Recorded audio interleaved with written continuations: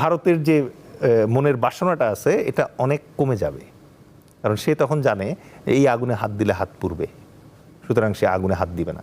আর শুধু ভারতের কথা কেন বলছি, একসাথে মিয়ানমারও সিধা হয়ে যায়। সম্প্রতি দেখেছেন যে বাংলাদেশ বিমান বাহিনী বেশ কিছু ফাইটার জেট কেনার জন্য চুক্তিতে সাইন করেছে, ইউরো ফাইটার, এবং পরবর্তীতে বোধহয় চায়না থেকে যে F-16 বা এরকম কিছু বিমান কেনার চিন্তা করছে।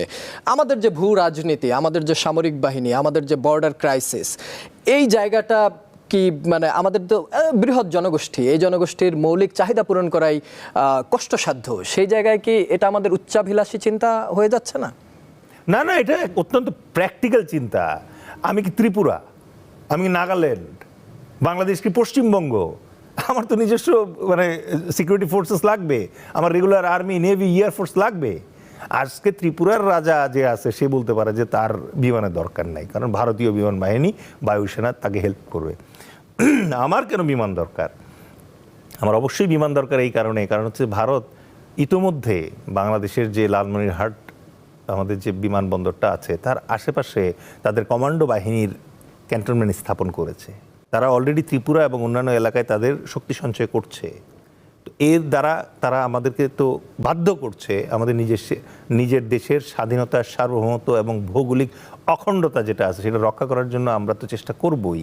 এবং তার প্রেক্ষিতেই আমরা যেটা করতেছি, 4th জেনারেশনের আমরা যে J-10C কেনার চেষ্টা করতেছি চায়না থেকে, এর সাথে 4.5 জেনারেশনের আমরা ইউরো ফাইটার যেটা আছে ওটা কেনার চেষ্টা করছি। এই দুইটার কম্বো যদি আমাদের এখানে আসে, প্লাস আমাদের রাডার এবং আমাদের অন্যান্য যে জিনিসগুলো পারচেসগুলো আছে, এই জিনিসগুলো যদি কম্বিনেশন ক্রিয়েট হয়, তাহলে আমার ধারণা ভারত একটা উপযুক্ত শিক্ষা পাবে। শিক্ষাটা কি না, ভারতীয় মানে ভারতকে আমরা পরাভূত করব যুদ্ধে, অথবা ভারতের মানে ভূমি দখল করার চেষ্টা করব, সেই ইচ্ছা আমাদের কখনো নাই। কিন্তু ভারত যে প্রবণতাটা শো করছে তাতে মনে হচ্ছে ভারত বোধহয় বাংলাদেশে যে কোনো মুহূর্তে সামরিক একটা আক্রমণ, সার্জিক্যাল স্ট্রাইক কিছু একটা করার চেষ্টা করতে পারে।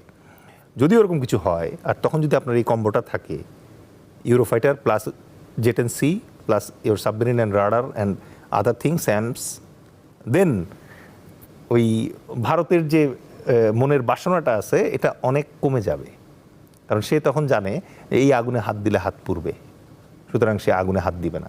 আর শুধু ভারতের কথা কেন বলছি, একই সাথে মিয়ানমারও সিধা হয়ে যাবে।